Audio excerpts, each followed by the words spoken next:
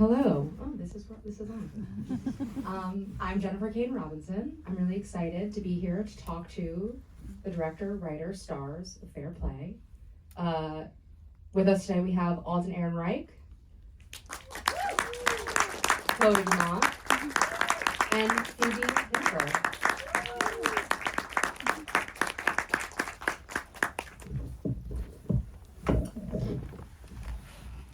Hi. Who needs a drink? Who needs like 5 minutes just to sit in full silence? Because that's how I ended this movie. I just kind of sat there. I will start with you, Chloe. When the first time you kind of had the germ of this idea, was your way in and was the thought through Luke and examining kind of masculinity, toxic masculinity, or through Emily and wanting to tell a story about kind of like the push and pull of empowerment and sacrifice and the way that women, when they are big, also have to be small? It definitely started with Emily and just this feeling that a success doesn't feel like a win. It could feel like a loss, and also this feeling like you can succeed and your first reaction isn't excitement, it's fear. I would say that was the real kernel, because that was something that I was personally feeling over and over again. And so I think it was centered, or it started with that, the idea of feeling afraid of your success because the fear of what it might cost you, and this fear that you're not able to hold on to both, or as an ambitious woman you can't really hold on to both, that you will have to sacrifice one or the other. So I think it started there, but it was so tied to male fragility, and this feeling of needing to minimize oneself to protect a relationship. So that was like the real kind of heart of it. And the first scene that I ended up writing for this movie was the scene where she gets promoted. And you see her first reaction isn't excitement, it's fear and not knowing how to tell her male partner. So that, I think that was really like the first seed. Amazing. Phoebe, when you first talk about your experience of the first time that you read the script. Yeah, I mean, it was a really memorable experience because I had never read anything that spoke to my soul in the way that the script did, and kind of unleashed a lot of feelings that I didn't even know were in me. But it spoke to so many things in my life and experiences that I'd had, and also friends and women in my life. I felt it on a really deep level, and Emily just felt so complex. There's so many things going on.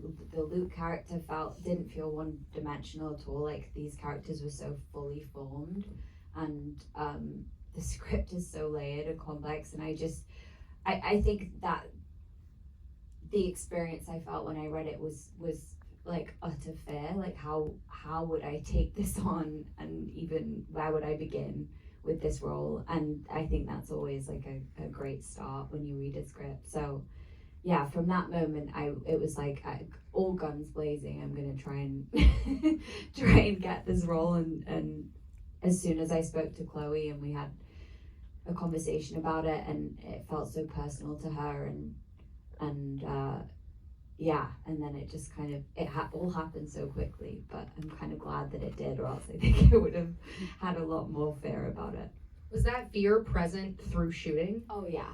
Mm-hmm. I think it was like when we first met. I mean, also we shot this movie in Serbia.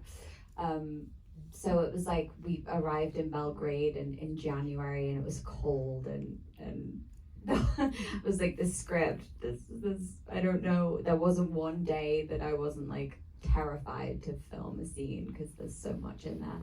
But as soon as we stepped into the rehearsal space and me and Chloe and Alden all just got to talking about it and rehearsing and diving into the scenes, it just immediately felt safe, like a really safe space that we could explore everything that happens in this film. So that I was comforted immediately by Chloe and Alden and the relationship that we formed very quickly. Alden, I hate to cop out and be like, same question, but what was your what was your experience reading the script? And I also want to say, I think it takes a very secure, brave actor to take this on, and you did a really, really great job.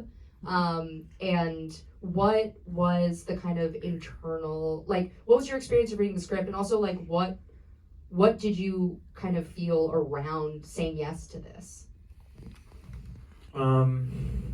Yeah, I think when I first read it, you just feel on some intangible level when somebody's writing from a place that feels really personal. There could have been a story that you could have told exactly the same story, and if it wasn't as deeply felt, or it didn't feel like it was coming from somebody's experience or feelings at a real depth level, it could have been an entirely different movie that I might not have wanted to be a part of. But because there was that emotional depth to it, it really drew me in. And I was also really impressed with how it was structured, and also the use of the financial world, and taking an incredibly dense, a whole world that's incredibly detailed and complicated, and using it in a way in the film that I thought was really clear. And you don't follow everything as an audience, and I didn't follow it when I read it. I had to learn about that stuff. But I just thought there were some things that were done really so smartly.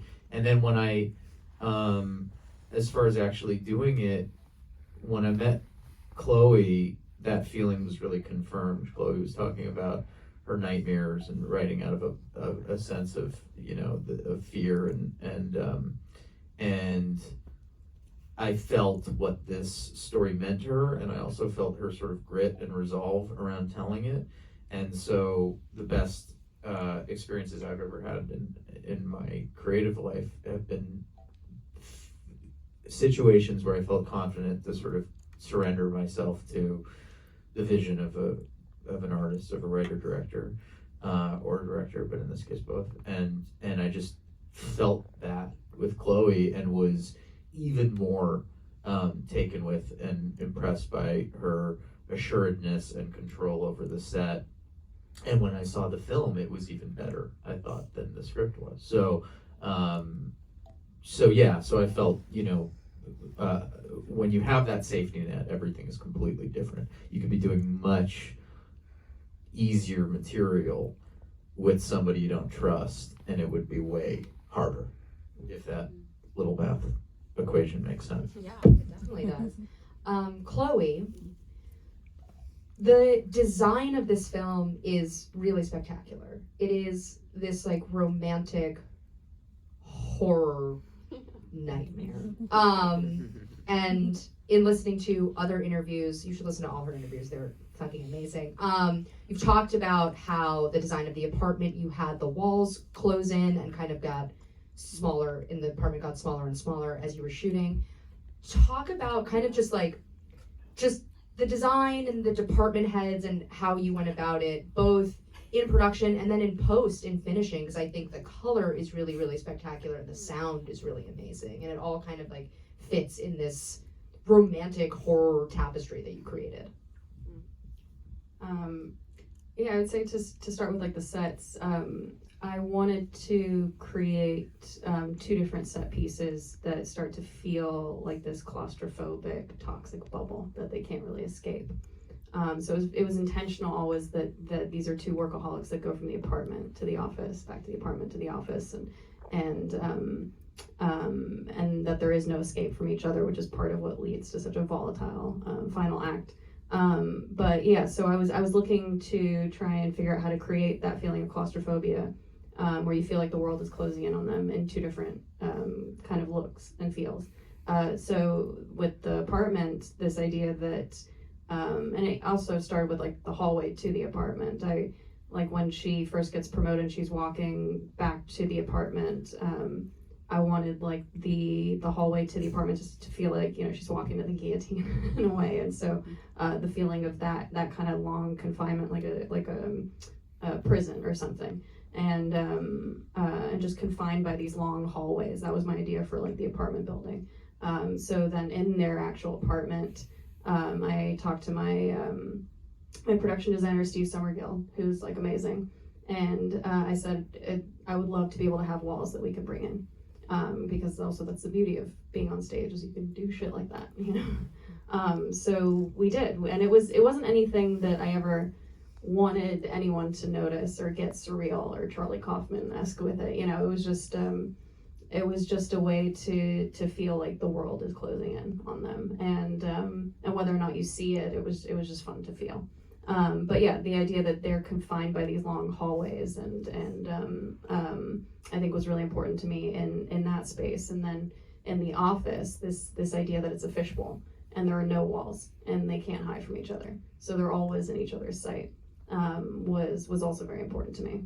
And then the reflections, you know, they can always kind of see each other in the corner of their eye or through the reflection. So yeah, that was pretty much you know, a lot based on the set design. Then in terms of like the sound, I told my sound designers, I said, design this like a horror film. So we used a lot of tropes, but I would spin it a little bit. So like when she comes home and she tells him she's been promoted, I wanted it to be so quiet, like so uncomfortably quiet. But then we added like floor creaks. And you know, just little things like that, like using horror tropes. But when he starts to come towards her, and she doesn't know how he's going to respond, how he's going to feel, and we just hear the floor creaks in that like deafening silence, like stuff like that helped just really build the tension there. And then I would say with like the city, you know, when we get to more abrupt, abrasive sounds, when shit gets crazy and then that bubble kind of bursts. I told him, I wanted the city to start to feel like an antagonist as much as the characters become to each other. So like the subway, I just wanted the sounds of the subway and the screeches just hurt and become piercing, and to feel like the city is violating them as much as they are violating each other. That's amazing. You had a rehearsal process. You spent a week/2 weeks working together. For all three of you, really, were there moments in that rehearsal process that legitimately surprised you? Like, what were those moments when you were in that process with each other that you felt locked in, and also like when did you truly kind of like, especially with the two of you as scene partners, feel like surprised by the other in like an exciting way? Oh my gosh, I mean, I'd never rehearsed in the way that we rehearsed. But Alden was kind of interesting because he brought these, like, we role played a little bit, and I just remember Alden saying, why don't we role play, I think the first one was like how we first met or something, I think.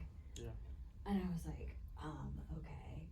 And then we did it, and it felt like so, I don't know, there's something about it just made it feel so much more real, and we knew where our story started, and I'd never done that before. I haven't worked in theatre either, so I haven't, like, it was so new to me, but I felt very surprised with kind of what came out of that experience and what we learned about each other and our characters, and so that was really fun and exciting. Yeah, we did the first day in the office, and me showing Emily where her desk is going to be and kind of getting to know each other and flirting and this kind of banter. We did the first time we said "I love you" to each other in the bedroom of the apartment, and that one was very moving because it was very emotional and very intimate, and it was like it was in a way the worst version of doing stuff, as you know. It feels like there's a bunch of words and everybody's trying to figure out how to say these words or something, and so this was giving us this chance to take it off the page and really live in character, but with our own minds, our own instincts, our own words in this way, and kind of make a connection that way. And it created this layer that I think lived underneath all the scenes that came after it, and it also connected all of us as kind of a team, in the same way that if you were at a dinner party and somebody just suddenly opened up about something really personal, it just changes the energy in the room, and the whole room feels a little bit differently about each other in exactly that way, but more extreme. We kind of built that so that when we had to venture into these serious, intense moments, I think there was a much better feeling of trust. Yeah, and I would say, I think that the rehearsals, it created this bond and trust that by the time we got to shooting, and it was also, we went in, I don't know how anyone can not rehearse. Like, I talked to some directors and they're like, I just walk in on the day and I'm like, that is insane. How do you sleep the night before? I think we're rehearsing almost, I think we rehearsed about 80% of the film, and so we were able to work out all the kinks. We were able to but really more than that, just really get on the same page, and there was an energy there, so that by the time we got on set, like it allowed for that spontaneity and those surprises in a way that I knew how to lean into it. And I was just to talk about like two different moments when each of them like surprised me in the most incredible way was I'd say with Phoebe, there was the big breakout fight where she's like, no, Campbell wanted to fire you because you were the one who's weak. That was my favorite. I talk about it. It's my favorite scene to write. It's my favorite scene to shoot, and it's my favorite scene to watch. Because it's the first time, like there's all this tension, and it's like you're waiting for her to kind of stand up for herself, and this is the first time they go at it. But I remember when Phoebe got to that level. My favorite thing about it, because it's like I know what I want, but they would always just give me something unexpected that I didn't know or didn't think about, and it just added a level of complexity and humanity to it that was just so electric. But she said that line, and you could tell this was like she was really being pushed to the limit to go to that place, and she said it with such contempt. But as soon as the words came out of her mouth, there was this rush of fear. Like as soon as the last word, like, because you're the one who's weak, it's like weak, and then it's like she knew that she was like her relationship was fucked in that moment, and that was something that she brought. That was just like this unexpected, surprising moment that was just gold. And then with Alden, I remember it was on the couch when they start to kind of come back together, and they start to hook up on the couch, and this is halfway through the film. I'd say a little more than halfway through the film. I would say the way, because I think what I had said to her when you start, like, she's trying to seduce him and he just wants to slow it down, and he needs to slow it down to connect back with her because he feels like he's losing her, feels like he's losing himself. And I said, say, I love you, like I don't want to lose you. But the way that he did it, it was so heartbreaking the way he said, I love you. But then when he pops back up off the couch, when he can't perform, like what he brought, like that pain in his eyes was just so unexpected. And the way that the camera caught it at that moment, of that unexpected thing that he brought was just like, the set had never been quieter than that moment. I remember everyone at the monitor just being like, holy shit. Talk to me about how you scheduled the film, knowing that it was such what it was. Well, it's funny, we were talking about today, I was like, when I sat down with my AD, I'm like, okay, so we should start with some light scenes just to, get them into it. Like, we looked at it, we're like, there are no light scenes in this movie. I would say we wanted to definitely start with the two of them, all the stuff that was the two of them, because it's kind of like, it was almost funny when we were filming it, it almost felt like two different movies. There was the movie in the apartment with them, and then there was the movie in the office with everyone. And we shot all the apartment stuff first. So all the intimate stuff when they're early and in love and everything's great and love is possible, and then, but it gets pretty intense really quickly. But we just, and that was really great, because that's also how we rehearsed. We rehearsed just the three of us, so we could kind of just go straight into those scenes, and we really got our own rhythm down, so that by the time we brought in more people, we felt like there was, you know, more stability there. But yeah, by the time we got in the office, but it was also fun because it was like very, very intimate with the three of us. And we got in the office, it was like, there was Eddie, and you know, and all these different actors, and and then all background. So it felt like a different beast. But that's basically how we broke it up. And you shot the apartment chronologically, ish. As much as we could. Yeah, as much as we could. We started like early on with the scenes, the shower scenes, and went on the floor. I think, the first scene we shot was Engagement. yeah, right? the engagement on the floor when they wake up and they're right. drunk. Yeah. Yeah, and then we shot them dancing, slow dancing, in the shower scene, and that's when I knew I had a movie. By the way, was the way that they looked at each other in that moment, slow dancing in the shower, and you know, it's just like chemistry. It's either there or it's not. Like, you can do things to build it up, but and I definitely think our rehearsal period allowed for that. But it was like, just there was that one take that was just absolute magic in the way they looked at each other, and I knew that I had a movie. Was there a moment for both of you when you kind of were like, oh fuck, this is gonna be good? Maybe when we first took our masks off. Like, there was like a period of us just being like, and touch this part of the body. No, it was I think probably the rehearsal period, honestly. There was like a moment where it was just so, I just remember being like, this is what I came into the movie business for, like, because it just felt so free and fun and exciting. But then I'm trying to think of, I think maybe the shower scene actually for me too. I think there was something kind of, there's also something really freeing about being in a shower, like running water when you're an actor and there's cameras there, because it's like very strange. So if you can kind of ignore the rest of it, I think there was a moment where we were filming the scene, and it literally just felt like it was me and Alden there.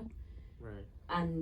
And Chloe, weirdly, also, like, just right next to the shower. You guys good? Yeah. Well, actually, just to say that, I remember you guys, I remember because you couldn't really hear us with the running water, and I remember that was the opening dolly take, and you guys were just giggling, and you kept like moving around a way, and right when the camera would come to you, like, you were like having too much fun in there, and it actually kept messing up the take in a way that I was like, you guys, can you hear us? And you couldn't hear us because you were just in it, but it was amazing. Yeah, you guys were just like giggling like two little kids in there, and we were trying to get this shot. I also remember like really holding on to the moments, like, because I think all our like nice Right. stuff Yeah. was up first. Yeah. And then there was one scene where I was like, this is our like last nice scene. The rest of it is just, it's all downhill from here. Mm. I remember that being a really fearful moment. I was like, oh, this is, it's just brutal now, from now on. What discoveries did you make in, like, you write a script, you're by yourself, then you're in production, you make discoveries. What discoveries did you make there? And then what discoveries did you make in the edit? It's a great question. Empathy for Luke. No, but seriously, I think the first few drafts that I wrote from a place of anger and pain and shame, and then the more that I kind of really put myself in his shoes, I allowed myself to empathize with him, even if I didn't like him, and I think that allowed me. I thought that's the more interesting version of the film, and seeing that he's this is a man in pain, you know, and he's struggling with stuff he doesn't want to be struggling with, but he is, and he doesn't know how to deal with that pain and that insecurity, and so it starts to come out in poisonous ways. And just really thinking about that, and thinking about, you know, his character, and what I really tried to do with this movie, and then I put in the later drafts of the script, and then Alden just took to another level, was just this idea that, you know, like it's not his fault for having these feelings, right? Those feelings are not his fault. This is a societal systemic problem that raises boys to believe, that success is a zero-sum game, that masculinity means one thing, that men are supposed to achieve and be the breadwinners and all these things. And so, if that's how you're raised and that's how you're wired, and then, you grow up and those things aren't amounting, it's like, I can understand why he's feeling that way. What he does with those feelings are not okay, and that's where the cautionary tale kind of comes. How he weaponizes his pain and his insecurity against her is not okay. But, I try to basically see, like, okay, if I can kind of be in his shoes and understand what it is to that feeling that if all your self-worth is on achieving this one thing and you don't get it, like, it's crushing. And I can understand what that feels like, and so I really tried to lean into that in moments and to show that struggle between wanting to support someone, wanting to love them, but also this feeling of needing to get there first, and the struggle between those two things. Like, that is really the heart of where I think the friction and the tension lies in the workplace and behind bedroom doors. And so that's really what I wanted to sink my teeth into. But I thought, I would say, that was really the discovery, was just realizing that is the more interesting version of the film. And there's another, version of the film where I could have villainized him, and I could have also made her just more of a stereotypical victim. And I wasn't interested in doing that. I think because it's a lot more complex. And even with Emily's character too, I wanted to show that how women are forced to play ugly to survive. And there's also a version of the film where it could have just ended when, where she is the victim and that's it. And I was like, well, that's not interesting to me either. It was interesting to end on her reclaiming the power. So I would say in terms of the edit, then I leaned into that even more. So there was definitely, it's crazy actually with this movie, when you go into the edit, you dial one scene a little bit more in his favor, it actually makes you hate her. You dial the scene a little bit more in her favor, it makes you like it had to be just right with looks and comments and all of that. It was really wild actually. But in the edit, I leaned more towards him than I had in the script. Alden, what was your process in creating Luke? Because he is not a villain. Like, there is a version of this movie where he just feels like a villain, and he really feels so nuanced, and just you find yourself feeling for both of them in ways that I didn't expect to feel. So what was that process and kind of like living inside of him? I think it's kind of doing, when you're inside of it, you have to excise judgment for any character that you play, despite what they are doing, and try to, do the things that you can to get connected to them. And I thought that because the structure of the film was really strong, there was a lot of opportunity to explore a lot of different colors. And also because Chloe had written it with this felt kind of feelable ambivalence in certain moments. Like the scene where she comes in drunk, for instance. So I found that, it starts with the script, and then I just thought, that's a terrible answer. I think it was great. Yeah. Thank you so much. Thank you so much. Thank you so much. Thank you so much. Thank you for being here. Thank you. Thanks for coming out. For the amazing videos. Thank you. Thanks.